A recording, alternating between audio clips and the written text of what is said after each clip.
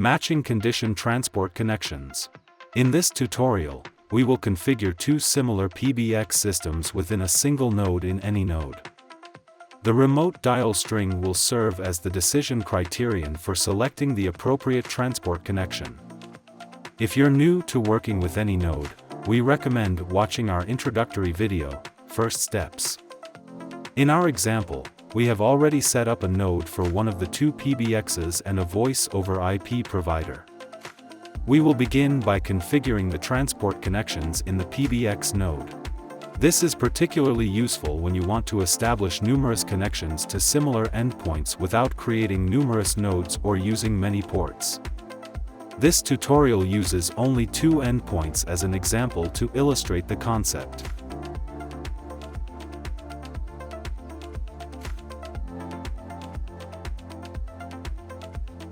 Navigate to your PBX node and click on the SIP node object. Scroll down to the Transport Connection, Registration, Load Balancing, Failover tab and open it.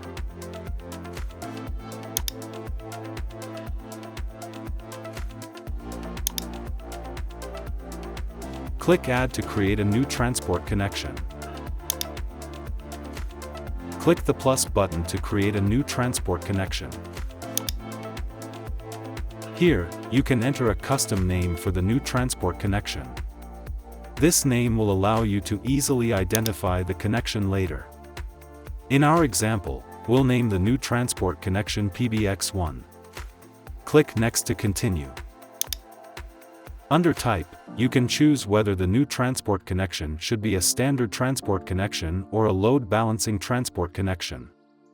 In a load balancing transport connection, calls are typically distributed randomly. However, in this tutorial, we will later use the remote dial string as the decision criterion for selecting the transport connection. Therefore, select the standard transport connection option. Alternatively, it is possible to use a load balancing transport connection and still distribute calls based on the remote dial string. If you set up multiple transport connection objects, they will be processed sequentially. This means that if no matching condition is configured and there are multiple transport connections in the SIP node, the top entry in the table will always be used. Select Standard Transport Connection. Click on Next. Under Proxy Server, you need to specify the address where the remote system, in our case PBX1, can be reached. If no address is provided, the remote SIP domain from the SIP node will be used by default. However, this would be inappropriate since we want to reach different endpoints using different transport connections. Therefore, we will specify a proxy server so that any node knows where to send the SIP messages and what information should be included in the relevant headers. It's best to use the Input Assistant by clicking Edit. In our example, PBX1 can be reached at pbx1.innovaphone.com.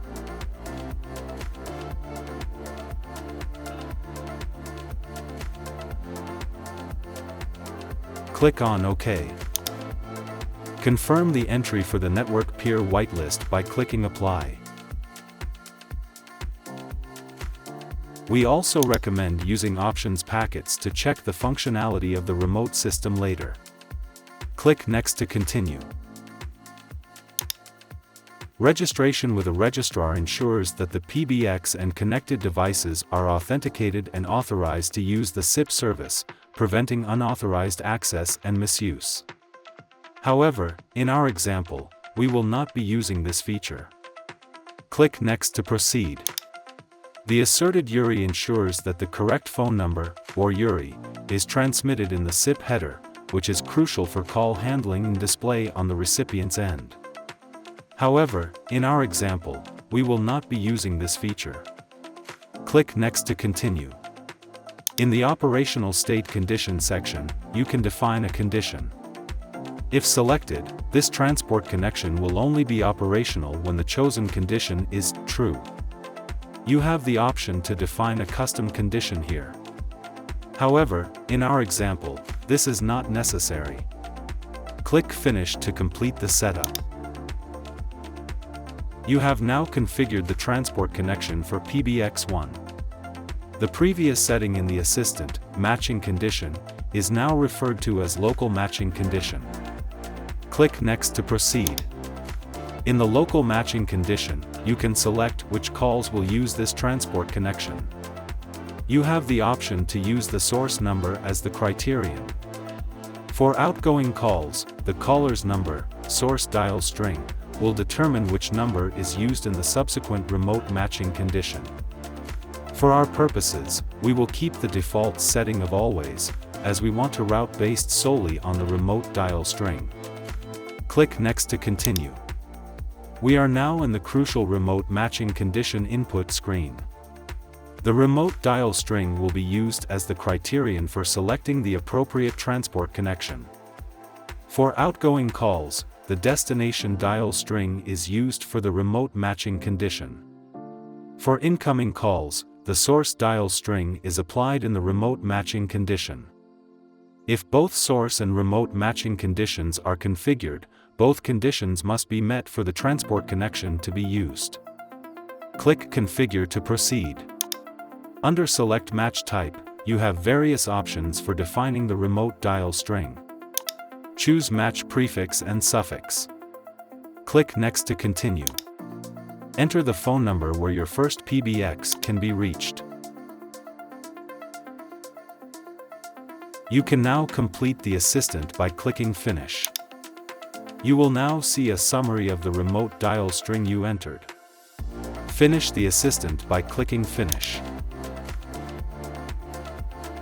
The assistant has now added all the configurations to the transport connections table.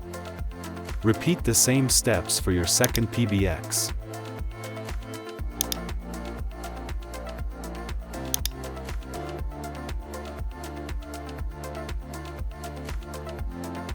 Don't forget to finalize the entries by clicking Commit. With this configuration, any node can dynamically determine how outgoing calls are routed to the PBX based on the defined conditions, remote dial string.